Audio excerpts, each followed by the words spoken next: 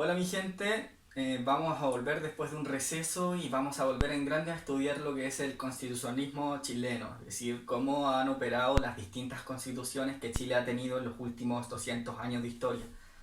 Bien, una aclaración, Chile tiene varias constituciones, tiene 11 constituciones, y la mayoría fueron hechas antes de 1833. Tenemos la constitución de O'Higgins, la constitución moralista de 1823, las leyes federales de 1826 y la constitución liberal de 1828. Sin embargo, ahora nos vamos a concentrar en estas tres porque son las más longevas y las más importantes. Vamos a partir con la Constitución de 1833, cuyo origen está en una guerra civil entre dos bandos políticos, por un lado los conservadores, que son los llamados pelucones, y por otro los pipiolos, que son los liberales. En cuento corto, esta guerra civil la ganaron los conservadores y utilizaron esta victoria para estabilizar la república en torno a una idea conservadora de gobierno, una idea que está basada en una fuerte autoridad política y en un orden católico oficial. Bien, la Constitución de 1833 pone el punto de inicio a la República Conservadora que se extiende hasta 1861. Bien, el origen, el órgano redactor de esta Constitución es una gran convención, ya que los pelucones ganan esta guerra civil y convocan una gran convención que se va a componer de 16 parlamentarios y de 20 ciudadanos, 14 designados por el Parlamento y 6 electos entre la gente. Ahora, aquí hay una concepción del voto y de la gente que clasifica como ciudadano bien restringida. Son ciudadanos hombres mayores de 23 si están solteros, mayores de 21 si son casados, que puedan acreditar una propiedad y que saben leer y escribir. Entonces es un universo electoral muy bajo. Y esta gran convención redacta un proyecto constitucional que es ratificado en plebiscito. Y esta constitución es muy importante porque va a sentar las bases del gobierno y de la forma en que se organiza el Estado. Va a sentar, por ejemplo, que Chile es un gobierno popular representativo donde las autoridades son electas por el pueblo. Va a sentar que Chile es una república donde los poderes se dividen en un poder ejecutivo, legislativo y judicial. Va a sentar que Chile es un sistema presidencial, que Chile es un estado unitario, etc. Características especiales de esta constitución, el legado que va a dejar. Primero, la estructura de gobierno, es decir, esta república con división de poderes, con un poder ejecutivo, legislativo, judicial, en fin, cómo se estructura el Estado chileno. También va a sentar un sistema hiperpresidencial. ¿Por qué? Porque las constituciones de Latinoamérica en general tienen presidentes muy fuertes. El modelo presidencial originario de Estados Unidos es un modelo de división de poderes donde el ejecutivo es controlado por el legislativo, que a su vez es controlado por el judicial, es decir, los poderes se supervisan. ¿Ya? La idea es que ningún poder tenga tanta concentración de poderes como para pasar por encima de los demás. Las constituciones de Latinoamérica y las constituciones chilenas no tienen este equilibrio de poderes así, sino que se cargan fuertemente para el lado del ejecutivo. Y en el periodo de 1833 esto es especialmente notorio porque el presidente tiene control sobre el poder judicial y también tiene cooptado el poder legislativo. Y por último, la Constitución es autoritaria en el sentido de que reproduce el catálogo de derechos de la Constitución liberal, pero restringe algunos, como por ejemplo el derecho de asociación o el derecho de credo, ¿ya? Porque esta Constitución establece la religión católico-apostólica romana como la única y oficial del Estado, con exclusión del ejercicio público de cualquier otra religión. Bien, estos son bajo la República Conservadora. Esta constitución va a durar mucho tiempo y el equilibrio de poderes va a cambiar. Finalmente, en 1861, el bando liberal, que había perdido la guerra civil, acumula tanto poder como para llevar un candidato de consenso. ¿Ya? Los conservadores pierden su poder, los liberales ganan poder y se selecciona un candidato de consenso entre los dos, que es Pérez. Y ahí se van a empezar a efectuar las transformaciones liberales que se van a extender hasta 1891. En este periodo se reduce el poder del presidente porque se le va dotando al Parlamento de mayores poderes, como se refina el proceso de intervención, de interpelación ministerial, se reduce el mandato del presidente de 10 años, porque el presidente tenía reelección inmediata, es decir, el presidente tenía 5 años en su cargo, con derecho a reelección inmediata, que se elimina durante el periodo liberal, entonces los presidentes empiezan a durar solo 5 años. El presidente también tenía control sobre el proceso electoral. ¿Por qué? Porque el proceso electoral estaba en manos de las municipalidades y el presidente podía intervenirlas. Así que eso se elimina, se pasa a este proceso electoral a manos de las juntas de mayores contribuyentes, se le resta al presidente de esa intervención en el mecanismo electoral y todo esto va configurando una situación donde el Parlamento va ganando cada vez más poderes, el derecho de asociación se consagra institucionalmente, el derecho a voto paulatinamente se empieza a ampliar, por ejemplo, se elimina el requisito de acreditar una propiedad, etcétera. Entonces todo esto va a ser un proceso de liberalización paulatina, de a poco. Esta constitución autoritaria se va tornando de a poco más liberal. Ahora vamos a pasar a la constitución del 25.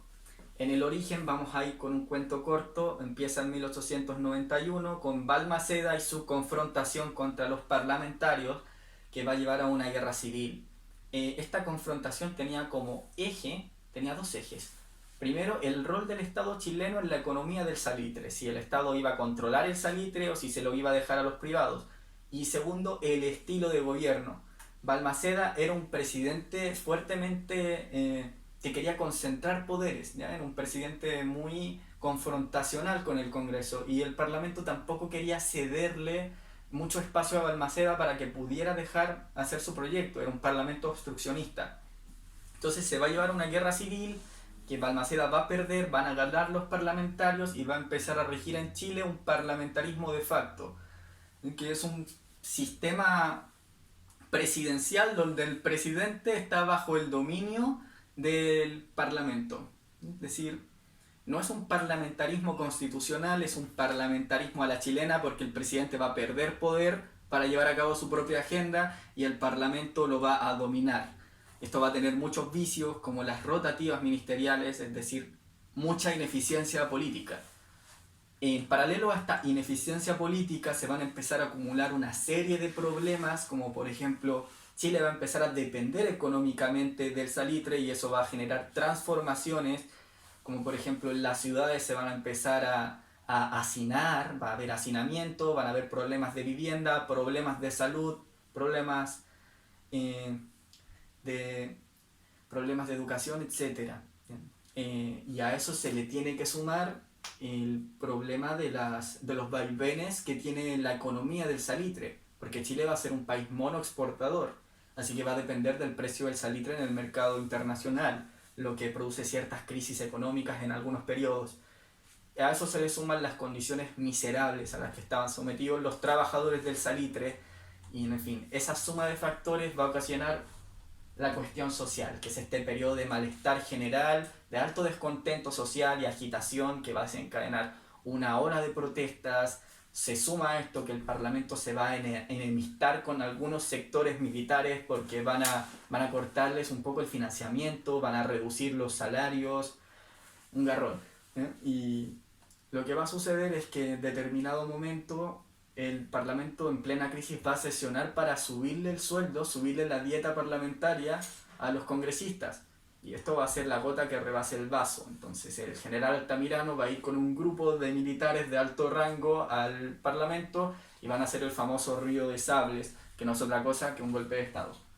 ¿Ya? Este golpe de Estado concluye con que el Congreso se cierra, el presidente de turno, que era Alessandri, se lo exilia a Italia y empieza un gobierno militar, que no dura mucho, ¿ya? Porque Carlos Ibáñez del Campo con un grupo de oficiales hacen otro golpe de Estado y le piden por favor a Alessandri que retorne desde Italia a terminar su mandato presidencial. Alessandri acepta con una condición y es iniciar un nuevo proceso constituyente. Alessandri había estado en Europa y en Europa lo que había pasado hace poco es la Constitución de Weimar, que es uno de los hitos iniciales del constitucionalismo social, es decir, constituciones con catálogos de derechos sociales. Y ese va a ser como una de las cosas que Alessandri tenga en mente para una nueva constitución, junto con mayores facultades del presidente en la esfera económica y con un mayor control del presidente sobre el sistema político en general. Es decir, si en el periodo que iba del 33 al 25 se le fue quitando poder al presidente para darle poder al parlamento y hacer un equilibrio de poderes que no salió bien, Alessandri tenía en mente volver a poner al presidente por sobre los demás poderes del Estado. ¿Cómo se dio esto? Alessandri vino con la idea de una asamblea constituyente como la que se había hecho en la Constitución de Weimar, y para eso hace un comité de 122 personas para gestarla. Esa idea no lleva a nada, hay problemas de coordinación, no hay voluntad de los actores políticos como los partidos, y en el fin fracasa, y Alessandri termina siendo una comisión redactora de 12 personas. Esta comisión redacta un proyecto constitucional presidencialista y por el otro lado un grupo de parlamentarios redacta también un proyecto constitucional. Se hace un plebiscito en el que la gente tiene que elegir entre estos dos proyectos, pero este plebiscito es altamente sesgado en favor del proyecto de Alessandri. La pregunta tiene trampa.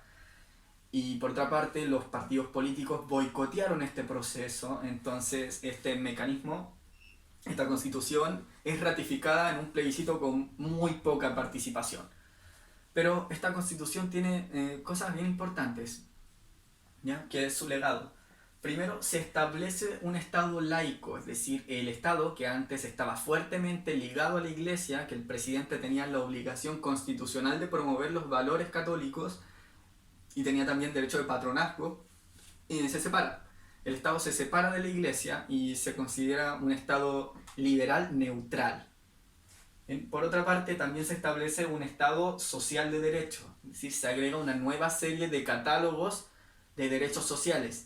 Por ejemplo, se reconoce el derecho al trabajo, el derecho a la seguridad social, también la facultad de emprender, se protege la empresa nacional y eso nos vincula a una nueva concepción de la propiedad privada en torno a una noción de desarrollo social, lo que faculta al Estado intervenir a cambio de una indemnización justa la propiedad privada.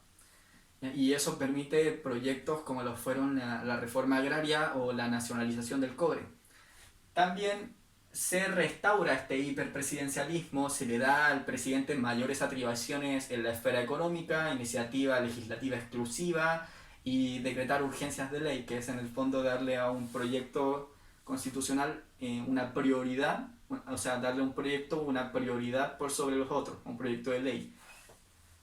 Por último, se reconoce un rol de empresario del Estado. Ya, esto no es textual en la Constitución, no sale que el Estado es un Estado empresario.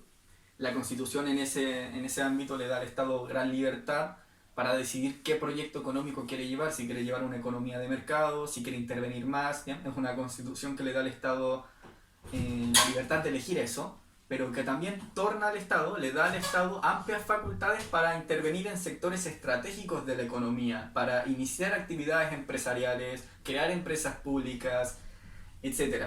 Entonces esto va a facilitar que se lleve a cabo el modelo de industrialización por sustitución de instituciones, ya que es este modelo EASY que llevan los gobiernos radicales. No vamos a ir con el declive de esta constitución, pero tiene estos elementos importantes. Se tiene que sumar a eso que hay una progresiva ampliación del sufragio.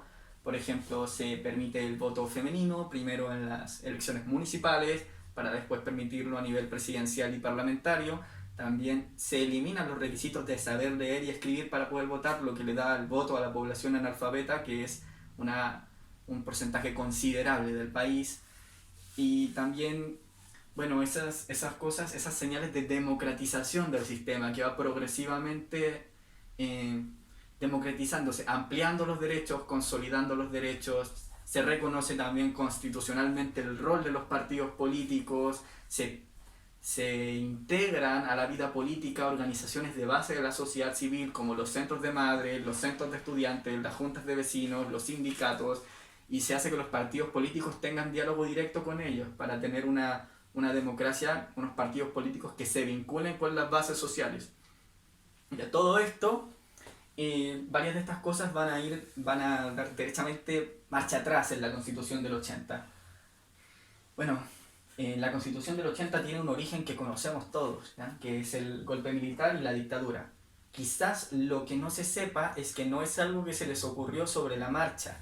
Ya en 73 la dictadura tiene en mente hacer una nueva constitución para hacer una institucionalidad que recupere los valores morales y cívicos de la ciudadanía chilena, en sus palabras. Entonces ya en la declaración de principios de la Junta Militar de 1974 se establece que se va a hacer una nueva constitución. Y el órgano que se le encarga a esta nueva constitución es la Comisión Ortúzar, que es un grupo de expertos de derecho constitucional constituido por primero 3 personas partidarias al régimen duras, es decir, 3 personas de la derecha política, que vendrían a ser Enrique Ortúzar, exministro de Justicia de Jorge Alessandri, Sergio Díez, ex senador, ex parlamentario del Partido Nacional, y Jaime Guzmán, que es era profesor de Derecho Constitucional en la Universidad Católica, fundador del movimiento gremial y fundador de la UDI después. A eso se le suman gente del centro político, como del Partido Radical Jorge Ovalle, del Partido Demócrata Cristiano Enrique Evans y Alejandro Silva Bascuñán. Eventualmente la gente del centro político va a ser descartada de esta comisión. Primero Evans y Bascuñán van a renunciar a la comisión cuando la dictadura decreta ilegal los partidos políticos, y después la misma junta va a echar a Ovalle. Entonces esto va a quedar conformado solamente por aquellos partidarios del régimen. ¿Cómo opera esta comisión? ¿Cómo se lleva a cabo este proceso constitucional?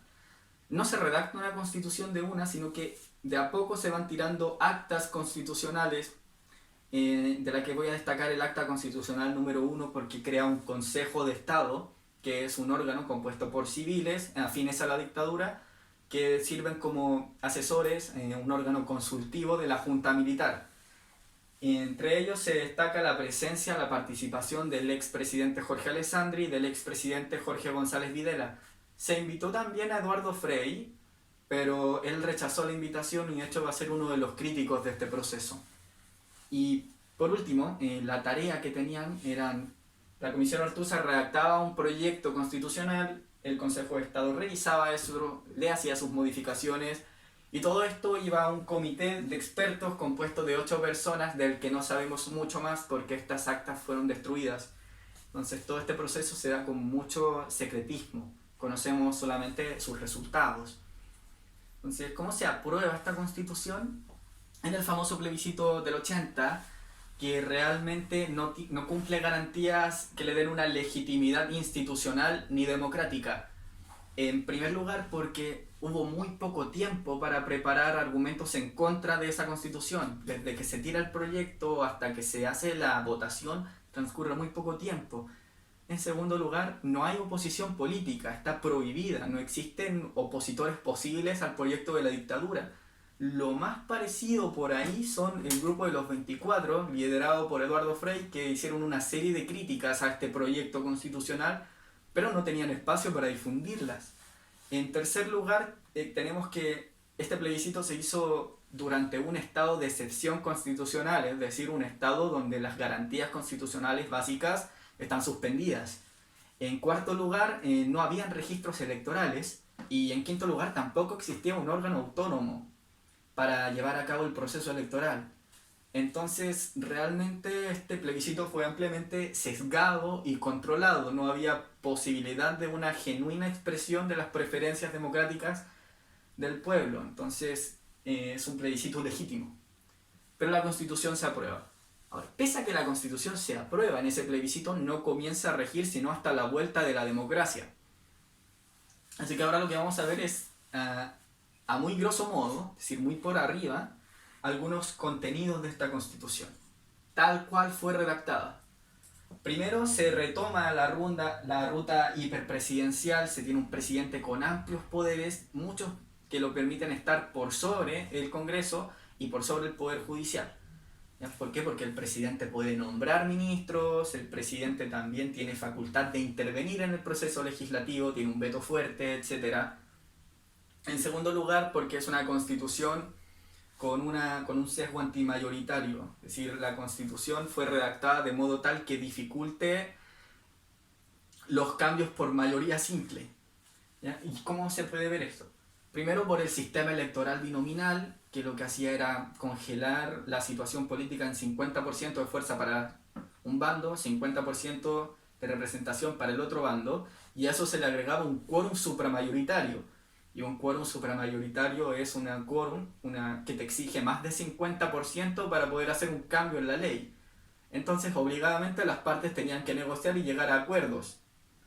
El problema de esto es que además había una distorsión de las fuerzas dentro del Senado porque existían senadores designados y senadores vitalicios.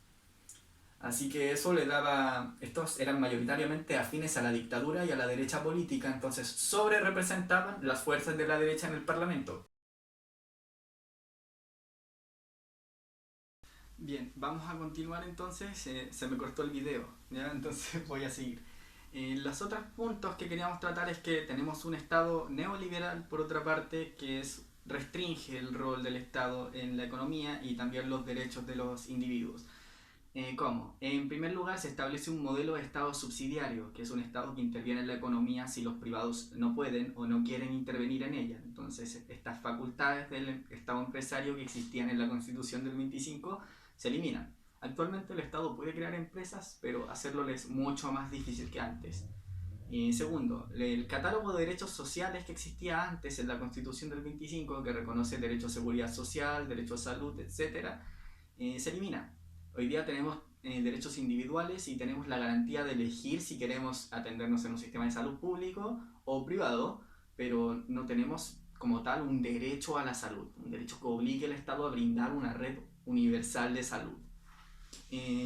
Otro punto que queríamos tratar era el punto de la democracia tutelada o democracia protegida, que en el fondo es que los militares no están sujetos al control civil.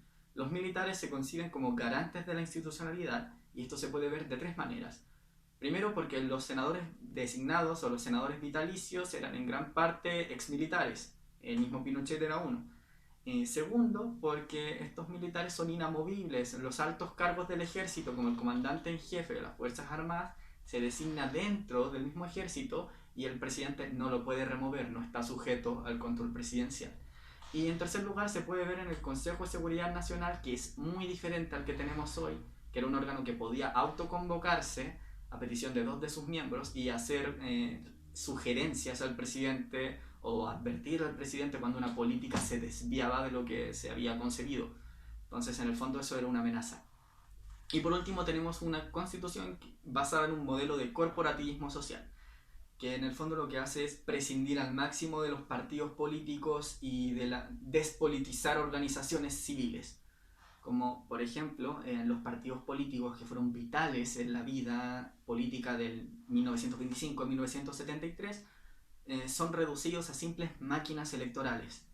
¿Ya? Entonces se les quitan esas relaciones de base que tenían con la sociedad civil, que tenían con los sindicatos, que tenían con las juntas de vecinos, los centros de estudiantes, etc.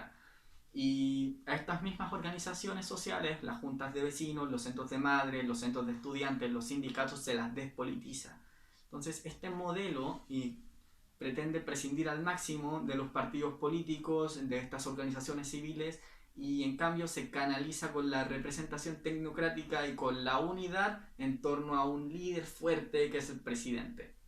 Entonces, eso es a grosso modo los rasgos de la Constitución del 80. Vamos a profundizar en ellos, muchas de estas cosas han cambiado, entonces vamos a ver qué cambió, qué se mantiene. ¿Es la Constitución que tenemos hoy la Constitución de Pinochet? ¿Cuáles son los defectos de la Constitución de hoy, incluso si no es la de Pinochet? ¿Y por qué la quieren cambiar? ¿Por qué la queremos cambiar?